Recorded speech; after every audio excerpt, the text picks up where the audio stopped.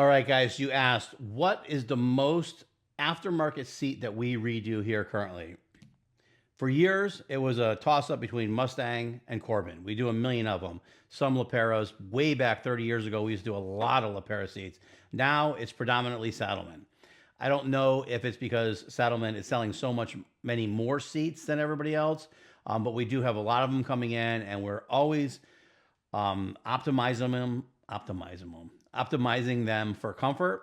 And sometimes we have to recover it and do something different, but it's usually a comfort issue. A lot of guys buy them, they realize they're not stunt riders or whatever, so they need a different fitting foam. So we're here for you, atomiccycleworks.com.